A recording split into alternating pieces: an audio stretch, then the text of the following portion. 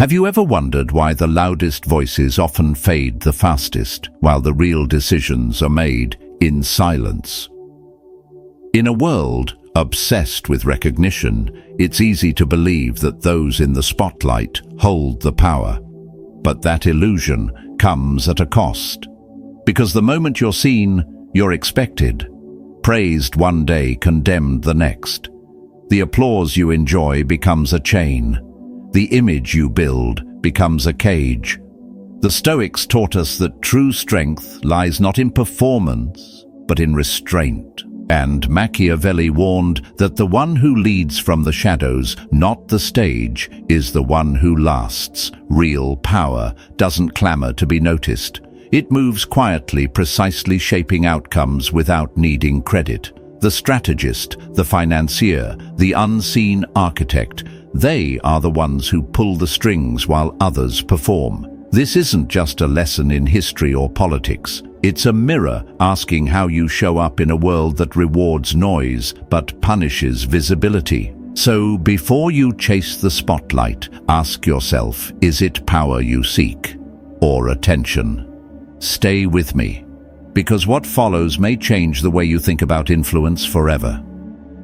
1. The silent master's advantage. Here lies a truth that power rarely announces itself. The true masters, the ones who shape outcomes without ever lifting their voice, move through the world unnoticed. Their presence is quiet, their influence profound, and therein lies their greatest strength in visibility. When you are unseen, you are unassailable. You cannot be cornered, blamed, or controlled. You become a shadow behind the curtain, a force without form. And in that formlessness, you hold all the cards. The Stoics understood this well. Marcus Aurelius wrote, "To be like the rock that the waves keep crashing over. It stands unmoved, and the raging of the sea falls still around it." He did not speak of men who boast, but of those who embody presence without performance. The one who does not speak is often the one who commands the room, not through noise, but through mastery of restraint.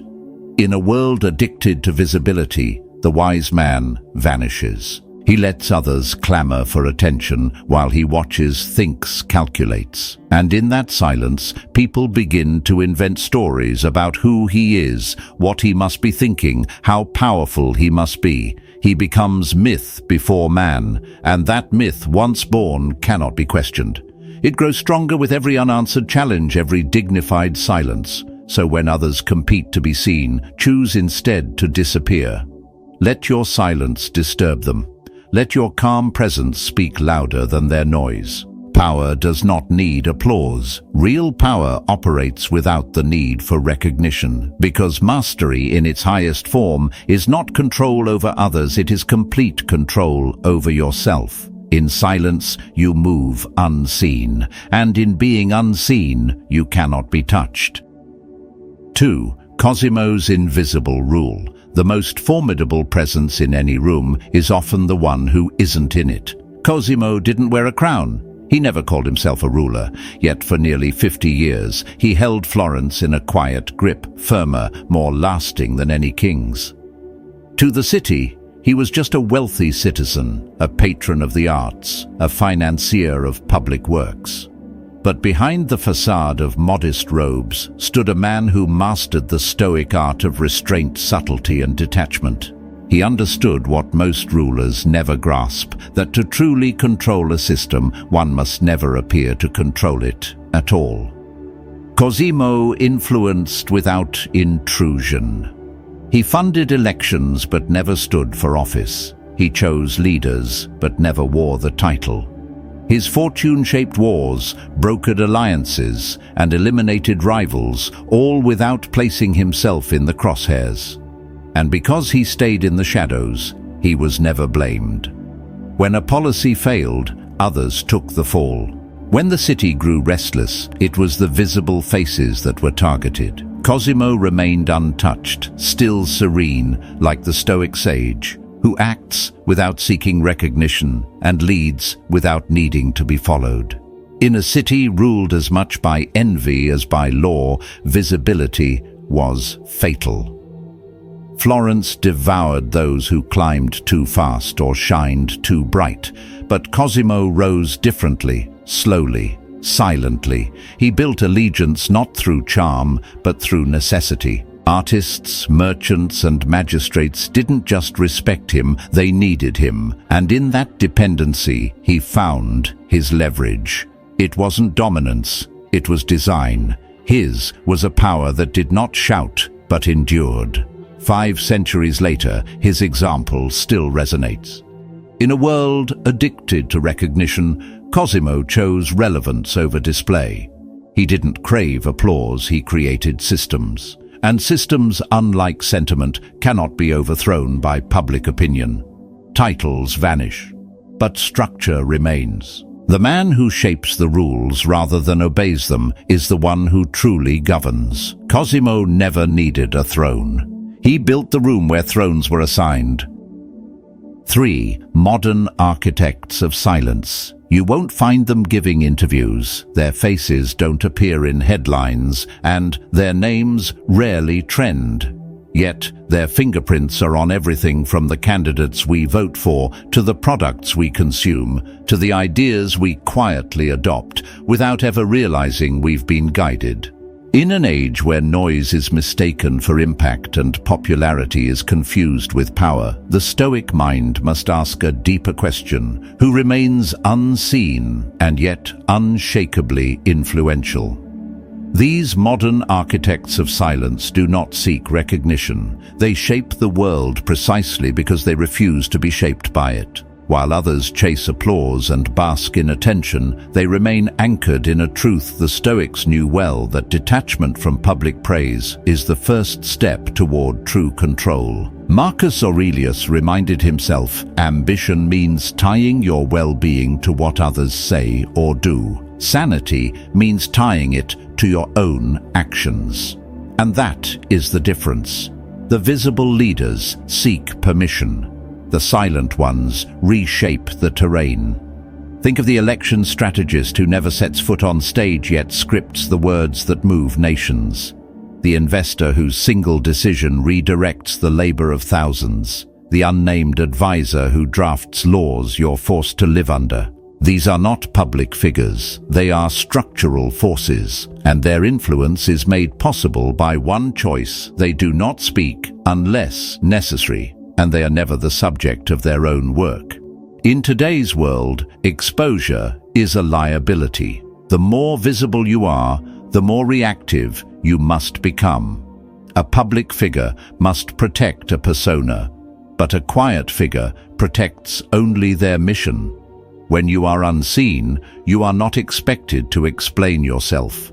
You are free to evolve, to influence without defense, to act without justification. Epictetus warned us not to speak too often of what we're doing, lest we trap ourselves in expectations we did not choose. These silent powers understand that well. They are not building a brand, they're shaping outcomes. It is tempting to see this and call it manipulation, but it is, in essence, strategy.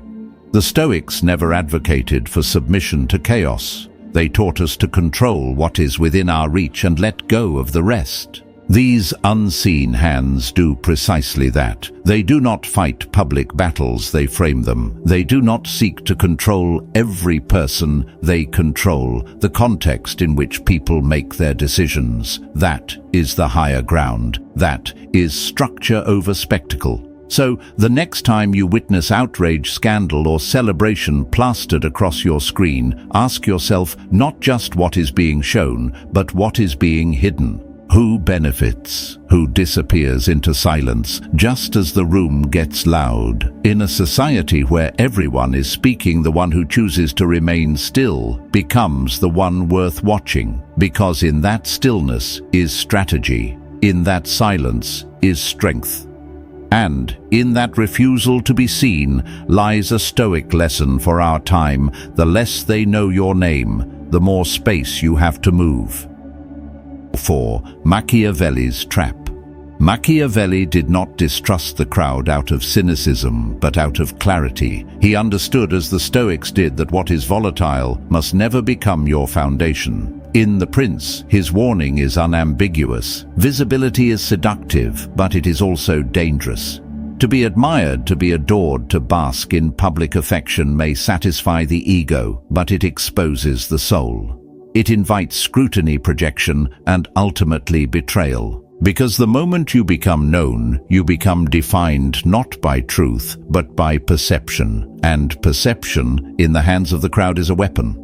To Machiavelli, the desire to be seen is a fatal flaw in those who seek lasting influence. A visible ruler must constantly entertain, appease, and adjust. They are not governing, they are performing. And performance always comes with expectations. The applause that once lifted you becomes the rope that binds you. The very people who once chanted your name will turn on you not because you changed, but because their attention moved elsewhere.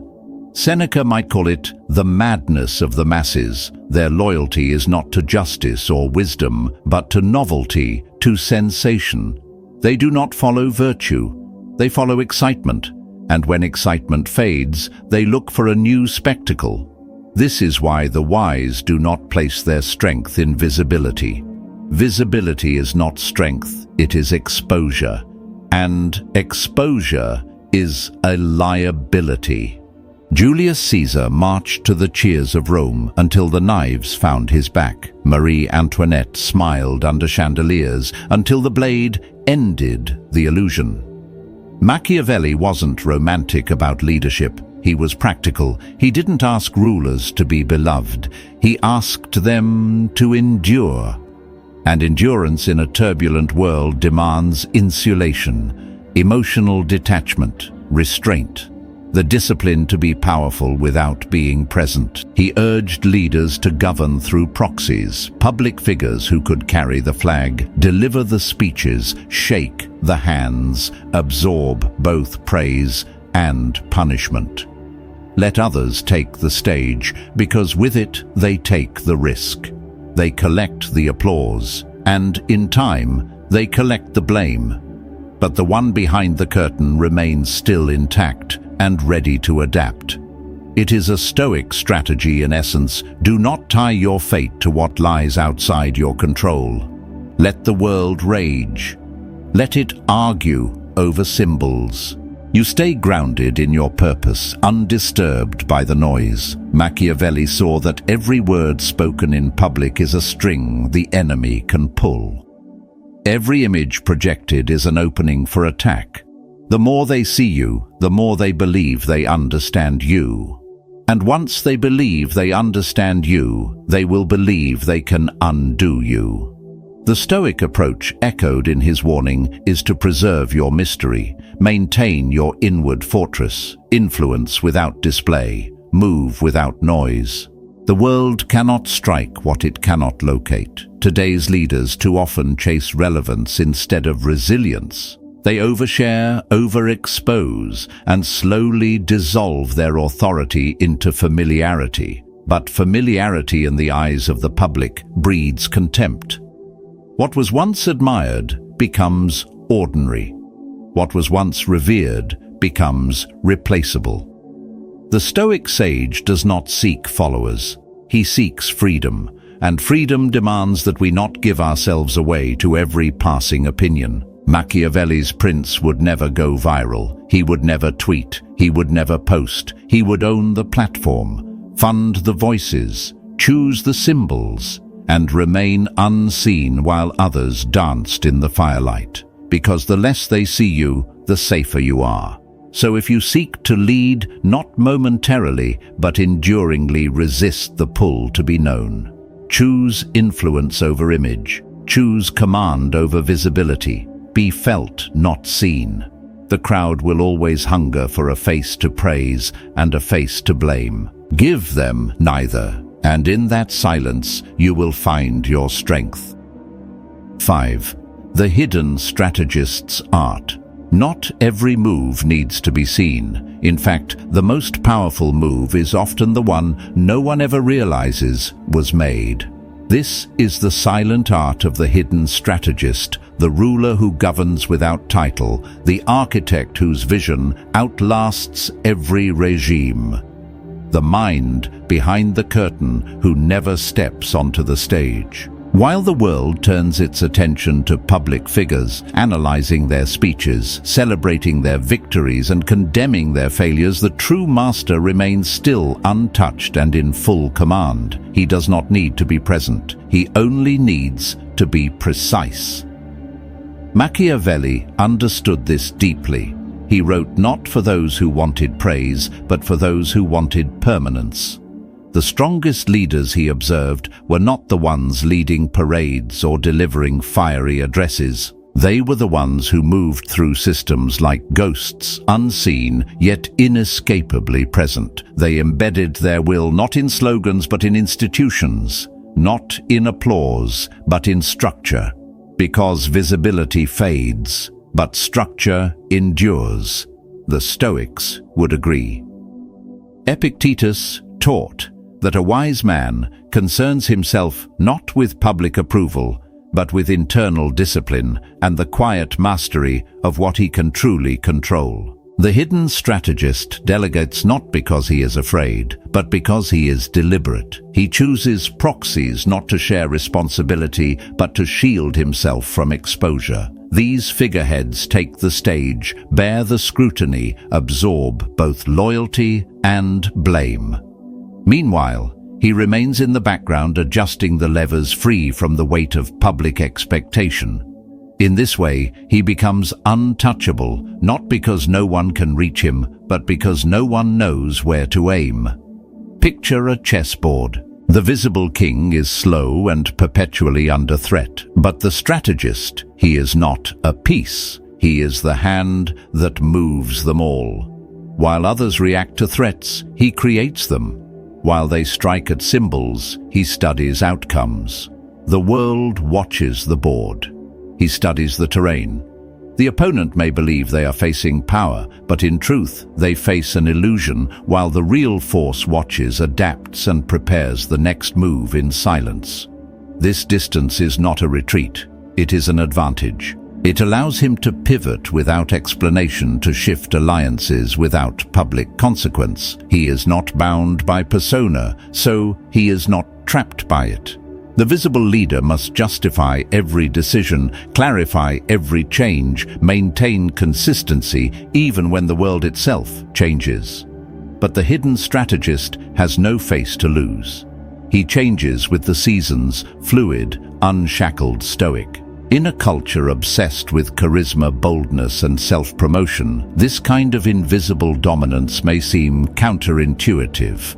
But charisma draws attention. And attention invites interpretation, speculation, and eventually destruction. The more the world believes it understands you, the more easily it prepares to destroy you. But the one who stays undefined, who is not the flame but the shadow, cannot be burned. This is not just the strategy of rulers. It applies in business, in politics, even in personal relationships. The one who controls the frame does not need to win the argument. He defines the terms of the argument itself. While others scramble to be seen, to be right, to be heard, the strategist has already shaped the room they argue in. He has already written the ending before they speak the first line. And so, here is the Stoic truth. Let others chase the title. Let them battle for thrones made of public approval. You stay still. Stay calculating. While they seek applause, you design the conditions in which applause matters. While they reach for crowns, you shape the rules that decide who wears them. You don't need to be known. You only need to be in control. Let them be seen. You be sovereign. 6. The power of mystique.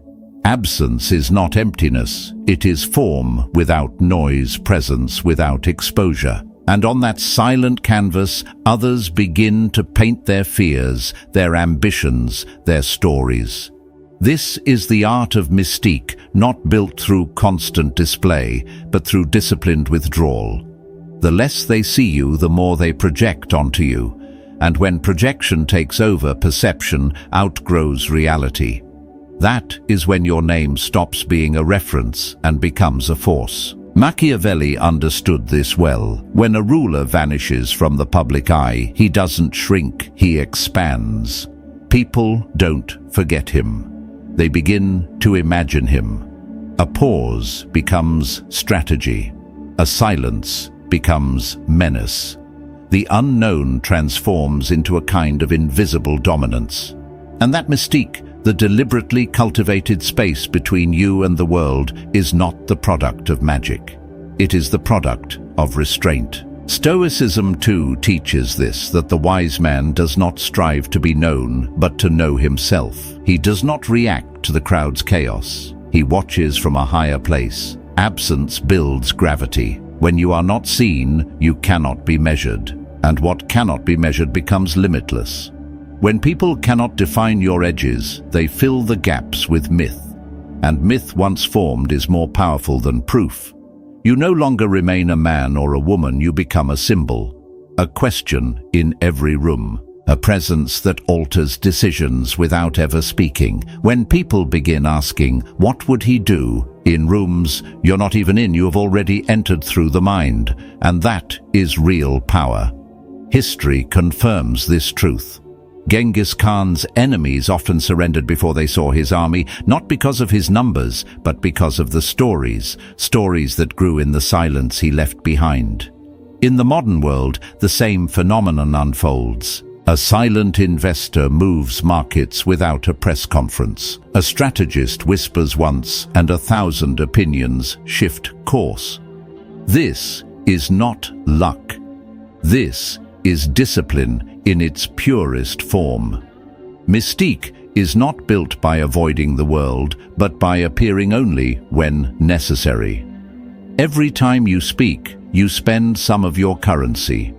Every photo, every comment, every appearance, it all reduces the value of your presence.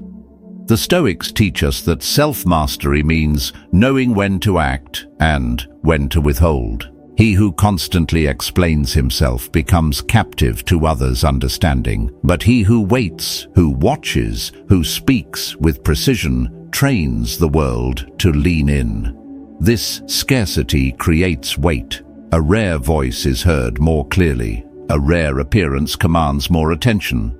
The world does not value what is abundant. It values what is reserved, and the powerful use this law without ever needing to justify it. While others rush to be seen, they retreat into stillness, because silence, when intentional, creates more motion than noise ever could. There is a spiritual wisdom here too. The more visible you are, the more you are forced to respond, to explain, to perform. But when you withdraw, not out of fear, but out of clarity, you begin to shape the environment from beyond it. You are no longer another voice in the crowd.